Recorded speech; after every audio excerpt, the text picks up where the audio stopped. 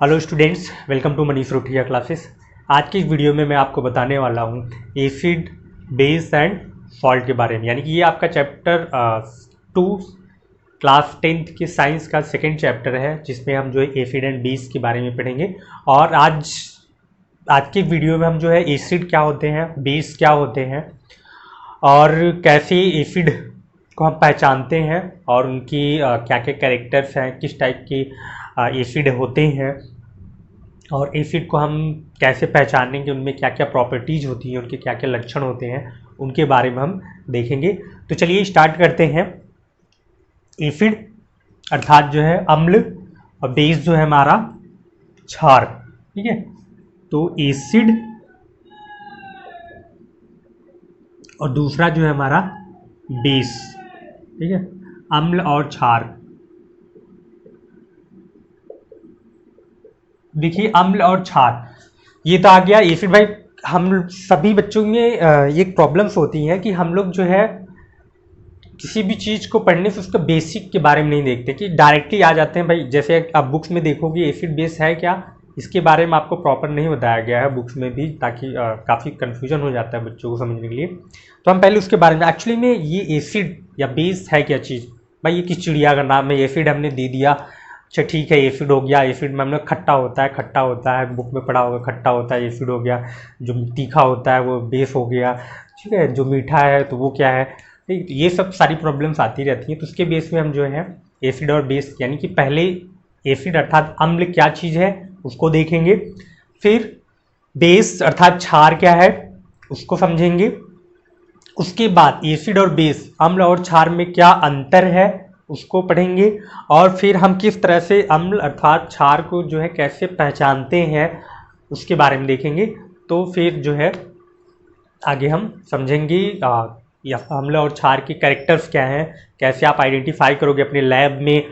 और क्योंकि आप बुक्स में आप देखोगे तो बुक्स में भी आपको जो दी गई है, बुक में आप पढ़ेंगे तो इनकी रियल की प्रॉपर्टीज़ न देके आपको डायरेक्ट क्वेश्चन फॉर्म में दिया रहता है कि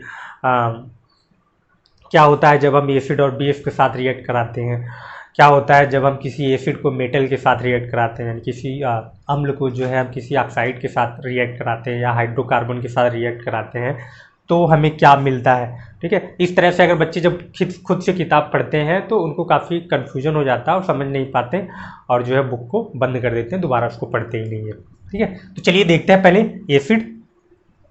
सबसे पहले हम अगर एसिड की बात करें तो एसिड जो वर्ड है ये हमारा एसिड शब्द जो है सबसे पहले ये टर्म जो है ग्रीक वर्ड एसिडस से बना हुआ है। ठीक है, एसिड जो है ये एक ग्रीक, मतलब ग्रीक भाई एक कंट्री है। ठीक है, तो वहाँ की जो लैंग्वेज है उस लैंग्वेज में एसिडस एक वर्ड यूज किया जाता था, जिसका अर्थ होता है, जिसकी मीनिंग होती है शौर यानी खट्टा।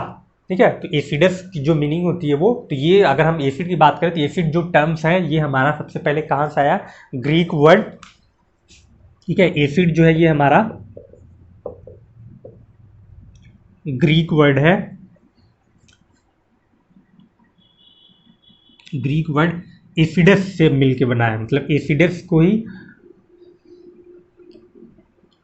एसिडस से हमारा जो है एसिड का फॉर्मेशन हुआ और इसकी जो मीनिंग होती है वो होती है हमारी शौर यानी कि खट्टा। अर्थात जो भी पदार्थ, ठीक है, जो टेस्ट में खट्टे होंगे, ठीक है, वो सब हमारे एसिड होंगे। जैसे आप नींबू खाते हो, ठीक है, नींबू का टेस्ट कैसा है, खट्टा है।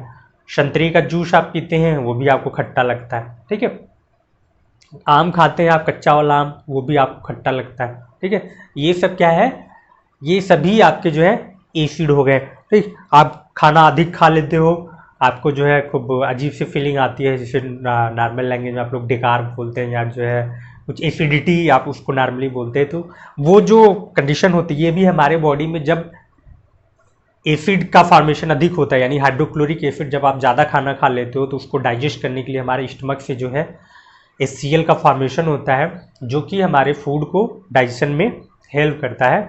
तो जब वो एसिड की मात्रा हमारे बॉडी में अधिक हो जाती है तो उसकी वजह से हमें जो है एसिडिटी की प्रॉब्लम्स क्रिएट होती है। ठीक है, इस तरह से अगर हम कोई भी पदार्थ देखें जो टेस्ट में खट्टे होते हैं वो सब हमारे एसिड होते हैं। ठीक है, अब अगर हम बात करते हैं दूसरा जो आता है हमारा बेस।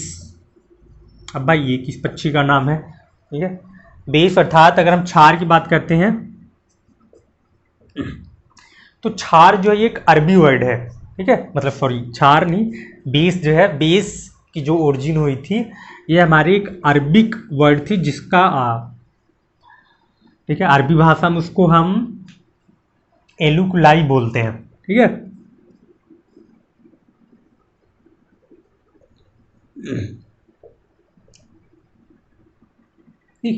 इसका मतलब होता है आपका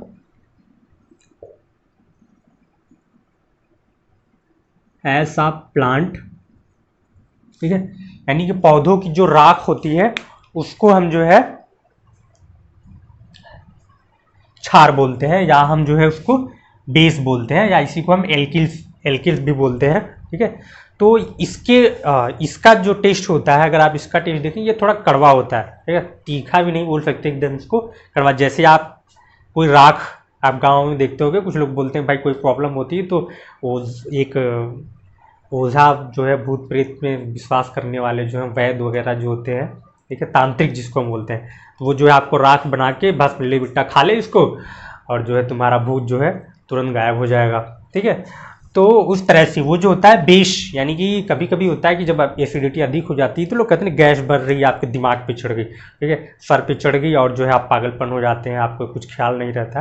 तो पहले भी ऐसी कंडीशन होती थी, तो जो बाबा वगैरह होते थे कहेंगे भैया इसको राख खिला दो, राख खाएगा तुरंत शांत हो जाएगा। वो इसलिए क्योंकि जो राख होती है वो बेस होता है, और जब हम एसिड और बेस को मिक्स कराते हैं, यानी किसी भी अम्ल को क्षार के साथ जब अभिक्रिया कराई जाती है, तो ये जो अभिक्रिया होती है उसको हम न्यूट्रलाइजेशन बोलते हैं, ठीक है, या न्यूट्रलाइज्ड बोल देते हैं। कि अगर एसिड और बेस के साथ हम रिएक्ट कराते हैं तो जो प्रोडक्ट बनता है वो हमारा सॉल्ट एंड वाटर बनता है, और इस रिएक्शन को हम न्यूट्रलाइज्ड रिएक्शन बोलते हैं, ठीक है। यानी किसी भी अम्ल और क्षार को जब हम आपस में रिएक्ट कराते हैं तो जो है दोनों का प्रभाव खत्म हो जाता है।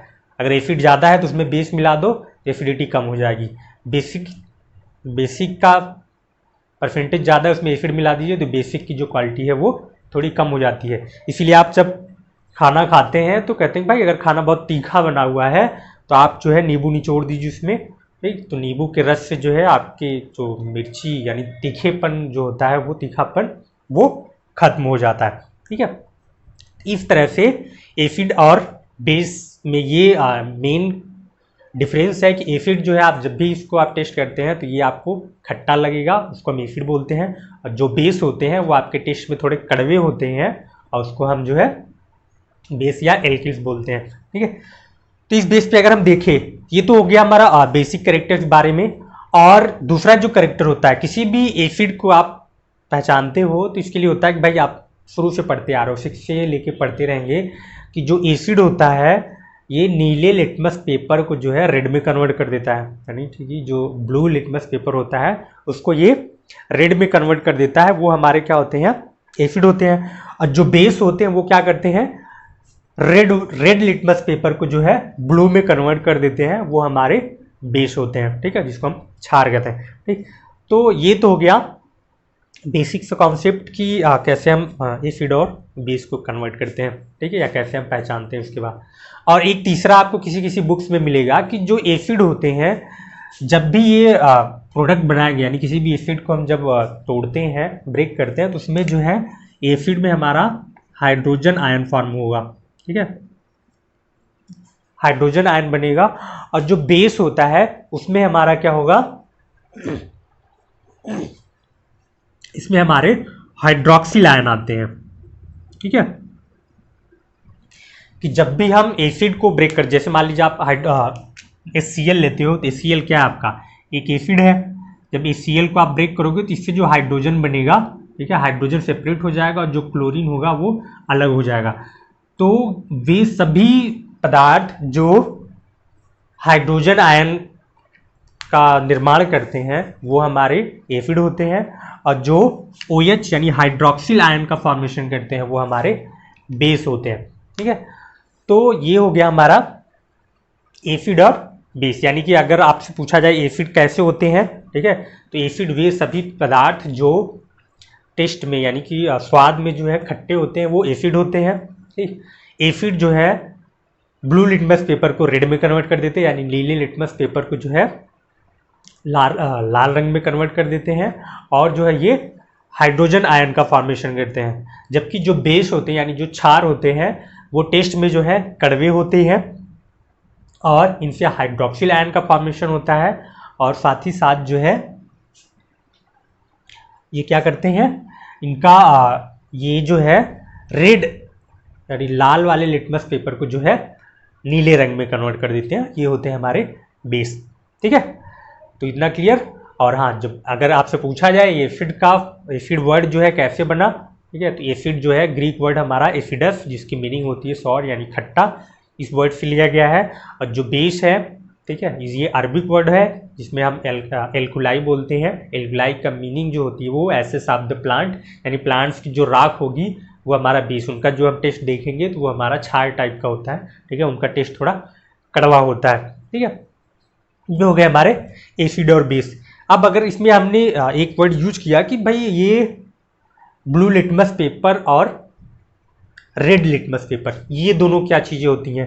ठीक है, तो आइए देखते हैं ब्लू लिटमस पेपर और रेड लिटमस पेपर, ये जो दोनों होते हैं इसको हम बोलते हैं इंडिकेटर।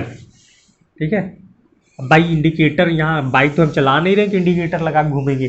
ठीक है, तो बाइक वाइक आप देखते हो या स्कूटी चलाते हो तो क्या होता है, उसमें एक इंडिकेटर होता है जिसको इंडिकेट करता है भाई आप लेफ्ट जाने वालों या राइट जाने वालों। ठीक है, या कार में आप इंडिकेटर लेते हो भाई आप क्रॉस करने वाले उनको आगे, ठीक है, या जो आगे बढ़ने वाले, तो ये आप इंडिकेट करने के लिए काम यूज करते हैं। उसी तरह से जो एसिड एंड बेस हैं उनको पहचानने के लिए जिस पदार्थ का यूज करते हैं कि हम किस तरह से एसिड को अलग कर देते हैं और बेस को अलग कर देते हैं, उसी को हम जो है इंडिकेटर बोलते हैं या सूचक बोलते हैं। ठीक है, सूचक या इसी बोलते हैं इंडिकेटर।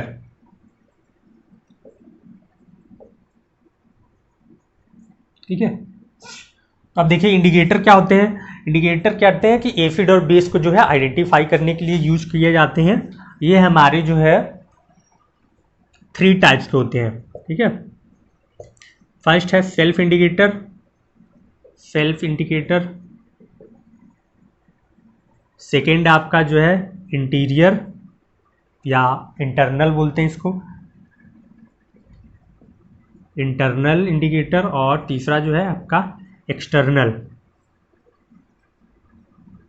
ठीक है, सेल्फ यानी स्वतः वाला, जो स्वतः अपना करता हो, और इंटरनल जो आंतरिक हो,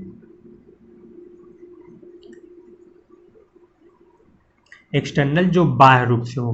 ठीक है, एक और भी आपका नेचुरल या प्राकृतिक बोलते हैं हम इसको, नेचुरल इंडिकेटर। ठीक है, प्राकृतिक। तो ये 4 हमारे इंडिकेटर होते हैं। ठीक है, तो इंडिकेटर क्या करते हैं कि किसी भी एसिड और बेस को आइडेंटिफाई करने में यूज किए जाते हैं, जिसमें आपके कुछ इंडिकेटर्स हम आपको बता दे रहे हैं।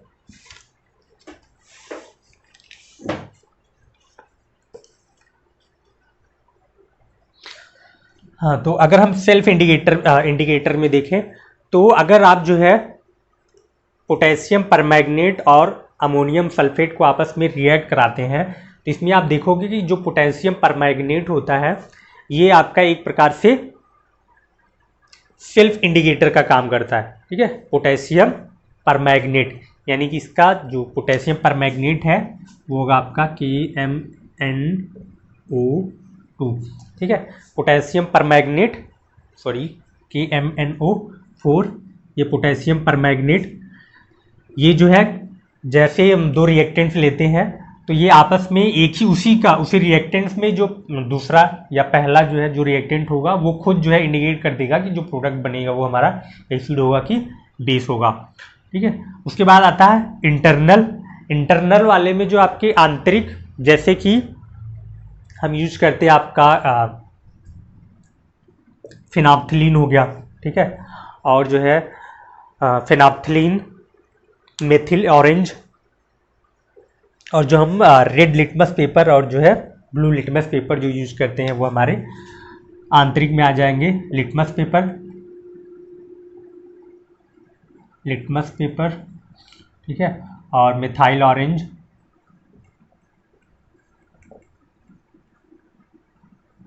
ठीक है, और फिनाप्थिलीन, ठीक, फिनाप्थिलीन ये भी क्या हमारा इंटरनल होगा,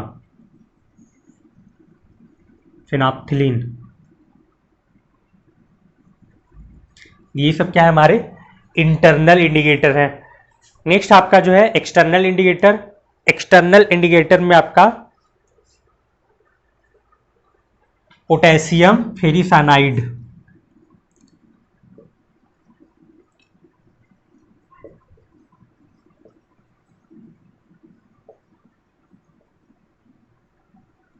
ये जो है आपके एक्सटर्नल इंडिकेटर है। और नेचुरल इंडिकेटर में आप देखेंगे इसमें जो है प्याज का रस हो गया आपका जो है, और हल्दी हो गई, ठीक, तो ये सब क्या है नेचुरल वाले हो गए, नेचुरल इंडिकेटर में आप यूज करते हैं, ठीक। तो इस तरह से ये चीज़ें हमारी एसिड और बेस में हेल्पफुल होती हैं।